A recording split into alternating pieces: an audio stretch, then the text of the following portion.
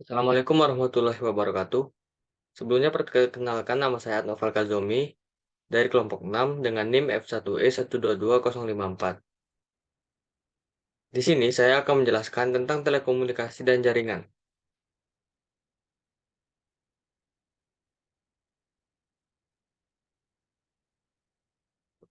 Yang pertama, pengertian telekomunikasi. Sebelumnya pasti kalian tidak tahu apa yang dimaksud dengan telekomunikasi.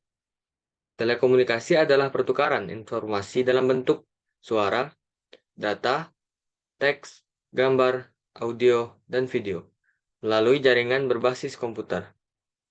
Menurut sumber lain, telekomunikasi diartikan sebagai setiap pemancaran, pengiriman, atau penerimaan dari setiap informasi dalam bentuk tanda-tanda, isyarat, tulisan, gambar, suara, dan bunyi, melalui sistem kawat, optik, radio, atau sistem elektromagnetik lainnya.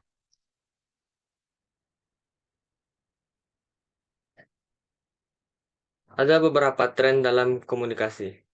Ada beberapa tren dalam telekomunikasi. Tren utama dalam telekomunikasi adalah tren dalam bidang industri, teknologi, dan aplikasi.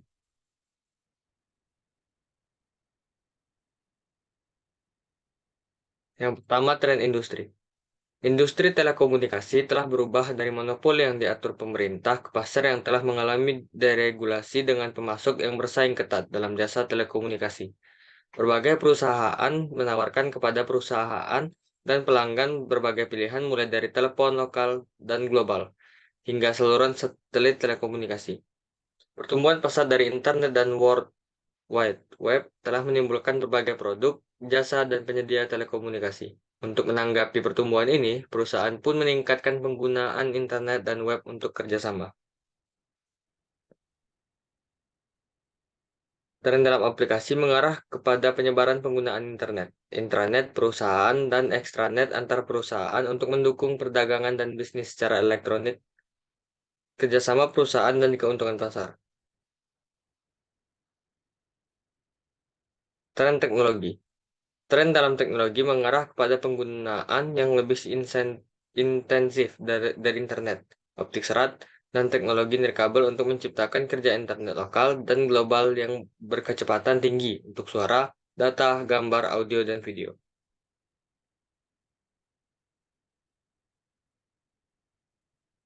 Nilai bisnis jaringan telekomunikasi. Nilai bisnis yang dapat diperoleh ketika perusahaan menggunakan internet, intranet, ekstranet, dan jaringan yang lainnya adalah dapat mengurangi biaya dan mempersingkat waktu dalam pemrosesan bisnis, mendukung e-commerce, memperbaiki kerjasama dalam kelompok kerja di dalam perusahaan. Revolusi internet. Pertumbuhan yang sangat pesat merupakan fenomena revolusioner dalam komputasi dan telekomunikasi. Internet telah menjadi jaringan yang terbesar dan terpenting pada jaringan saat ini. Internet semakin meluas seiring dengan semakin banyak bisnis, organisasi, komputer, jaringan yang bergabung dengan web global ini. Ada beberapa peran dan nilai bisnis di dalam intranet. Peran intranet. Intranet adalah jaringan di dalam organisasi yang menggunakan teknologi internet, seperti server, browser, web, protokol jaringan TCP/IP, database dan publikasi dokumen, hypermedia HTML, dan lainnya.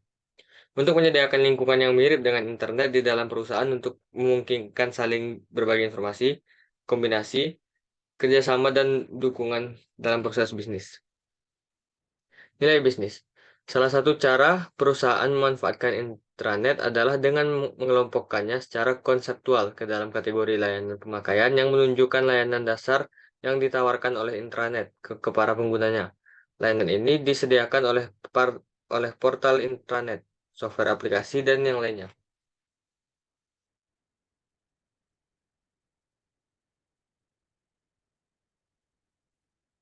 Peran ekstranet.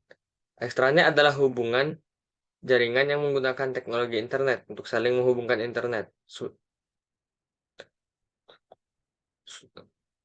untuk saling menghubungkan internet suatu bisnis dengan intranet pelanggannya, pemasok dan mitra bisnis lainnya. Perusahaan dapat menetapkan hubungan jaringan privat langsung antar mereka atau menciptakan hubungan yang aman antar mereka yang disebut jaringan privat virtual. Atau perusahaan dapat menggunakan internet tanpa pengaman sebagai penghubung ekstranet antara intranet perusahaan dan pelanggan serta pihak lain. Nilai bisnis. Nilai bisnis ekstranet diperoleh dari beberapa faktor. Yang pertama, teknologi browser web ekstranet membuat pelanggan dan pemasok mengakses sumber daya intranet dengan lebih mudah dan lebih cepat. Dan yang kedua, ekstranet memungkinkan perusahaan menawarkan layanan web baru yang interaktif bagi mitra bisnis mereka. Yang kedua, jaringan. Pengertian jaringan. Jaringan komputer merupakan jaringan telekomunikasi yang memungkinkan komputer untuk saling menukar data. Tujuan dari jaringan komputer adalah agar bisa mencapai tujuannya. Pada bagian dari setiap jaringan komputer bisa memberikan serta meminta layanan.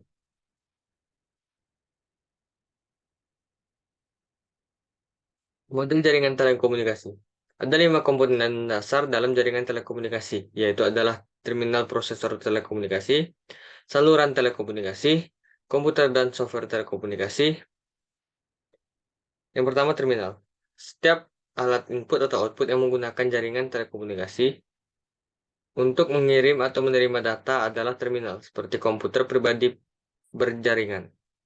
Yang kedua, proses telekomunikasi yang mendukung pengiriman dan penerimaan data antara terminal dan komputer, seperti modem, switch, router, yang melakukan berbagai fungsi pengendalian dan dukungan dalam jaringan telekomunikasi. Yang ketiga, saluran komunikasi, di mana data dikirim dan diterima. Saluran ini dapat menggunakan kombinasi beberapa media seperti kode baja, kabel koaksial, atau kabel serat optik untuk saling menghubungkan komponen yang lain dari jaringan telekomunikasi. Komputer, dalam semua ukuran dan jenis saling menghubungkan oleh jaringan telekomunikasi agar dapat melakukan pemrosesan data. Contohnya komputer mainframe dapat bertindak sebagai host bagi jaringan yang luas. Software pengendalian telekomunikasi yang terdiri atas program-program yang mengendalikan aktivitas komunikasi dan mengelola fungsi jaringan telekomunikasi. Contohnya program manajemen jaringan, browser web untuk mikrokomputer. Tidak peduli seberapa besar atau rumit jaringan telekomunikasi di dunia ini, kelima kategori di atas dari komponen jaringan ini harus ada untuk mendukung aktivitas telekomunikasi organisasi. Ada beberapa jenis jaringan telekomunikasi. Yang pertama, wide area network, mencakup area geografis yang luas. Yang kedua, local area network, menghubungkan komputer dan alat pemrosesan informasi. Yang ketiga, jaringan privat virtual, mengandalkan firewall, enkripsi, dan yang lainnya untuk koneksi internet dan intranet. Yang keempat, jaringan klien atau server, menghubungkan jaringan area lokal dan berbagai pemrosesan aplikasi dengan server jaringan yang juga mengelola jaringan. Yang kelima, komputasi jaringan, memandang jaringan sebagai sumber komputasi pusat dari semua lingkungan komputasi. Media telekomunikasi. Saluran telekomunikasi menggunakan berbagai media telekomunikasi. Ini mencakup yang pertama, kabel berpasangan. Terdiri dari kabel tembaga yang dipilih berpasangan yang merupakan media telekomunikasi yang banyak digunakan. Yang kedua, kabel koaksial. Terdiri dari kabel aluminium atau tembaga kuat dan dibungkus dengan pembatas yang berfungsi sebagai insulator pelindung. Yang ketiga, kabel serat optik. Terdiri dari satu atau beberapa kawat pijar yang setipis rambut dari serat kaca yang dibungkus dengan jaket pelindung. Software telekomunikasi. Software adalah komponen utama dari semua jaringan telekomunikasi. Software manajemen jaringan dan telekomunikasi dapat ditempatkan di komputer, server, mainframe, dan prosesor. Komunikasi seperti multiplexer dan router. Program ini digunakan untuk mengelola kinerja jaringan. Manajemen jaringan. Paket manajemen jaringan seperti sistem operasional, jaringan, dan monitor telekomunikasi meneruskan prioritas transmisi. Contoh fungsi manajemen jaringan yang utama adalah manajemen arus, keamanan, pengawasan jaringan, perancangan kapasitas. Topologi jaringan. Topologi diartikan sebagai struktur jaringan dalam jaringan telekomunikasi. Ada tiga topologi dasar dalam WAN dan LAN. Jaringan bintang mengikat prosesor komputer. Jaringan bus adalah jaringan di mana prosesor lokal menggunakan bus bersama. Serta jaringan cincin yang menggunakan saluran komunikasi langsung untuk saling menghubungkan komputer dalam cincin. Protokol dan arsitektur jaringan. Protokol adalah peraturan dan prosedur standar untuk mengendalikan komunikasi dalam jaringan. Tetapi standar ini terbatas ke hanya satu peralatan manufaktur atau satu jenis komunikasi data. Salah satu contoh protokol adalah standar karakteristik fisik mengenai kabel dan konektor antara terminal komputer modem dan saluran komunikasi. Arsitektur jaringan ditujukan untuk mempromosikan lingkungan telekomunikasi yang terbuka, sederhana, fleksibel, dan efisien. Alternatif bandwidth. Bandwidth adalah jangkauan frekuensi saluran telekomunikasi. Bandwidth menentukan tingkat transmisi maksimum jaringan. Kecepatan dan kapasitas tingkat transmisi data biasanya diukur dalam byte per second atau BPS. Saluran narrowband menyediakan tingkat transmisi kecepatan rendah hanya hingga 64 kilobyte per second. Namun sekarang dapat menyediakan 2 juta bytes per second. Medium band menggunakan jalur berpasangan yang terlindungi untuk kecepatan transmisi hingga 100 megabyte per second. Saluran broadband menyediakan tingkat transmisi kecepatan tinggi dalam interval antara 256.000 byte per second hingga beberapa miliar byte per second. Alternatif switching. Jasa telepon reguler mengandalkan switching circuit, di mana suatu switch membuat sirkuit untuk membentuk koneksi antara pengirim dan penerima.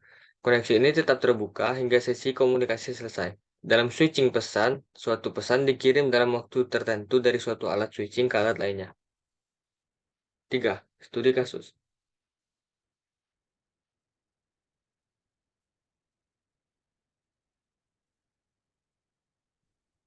Apa saja manfaat dan tantangan dari penggunaan teknologi nirkabel dalam bidang retail?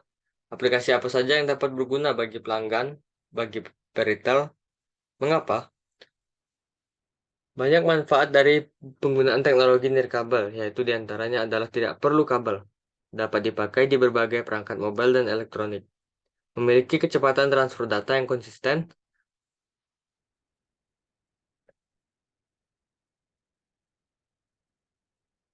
dapat dipakai di berbagai perangkat mobile dan elektronik, memiliki kecepatan transfer data yang konsisten, dapat diaplikasikan pada jaringan yang lebih. Sedangkan untuk tantangannya adalah biaya yang mahal, serta cuaca buruk yang menjadi musuh bagi teknologi nirkabel. Aplikasi berdasarkan internet dapat memberi keunggulan strategi bisnis. Email, electronic mailing list, situs World Wide Web, dan pelayanan internet lainnya, mengakibatkan penyebaran informasi skala internasional menjadi lebih cepat, murah, dan mudah. Hal ini memberi keuntungan strategi bisnis dalam meningkatkan penghematan dan efisien komunikasi global. Tak hanya sekedar untuk mencari informasi dan chatting, masyarakat di kota-kota besar kini menjadikan internet, terlebih Terlebih lagi, e-commerce sebagai bagian dari gaya hidup mereka. Perilaku konsumtif dari puluhan juta orang kelas menengah di Indonesia menjadi alasan mengapa e-commerce di dunia akan terus berkembang. Baiklah, itu sekian dari saya, Adnoval Kazomi dari R2 dari kelompok 6. Sekian, terima kasih. Wassalamualaikum warahmatullahi wabarakatuh.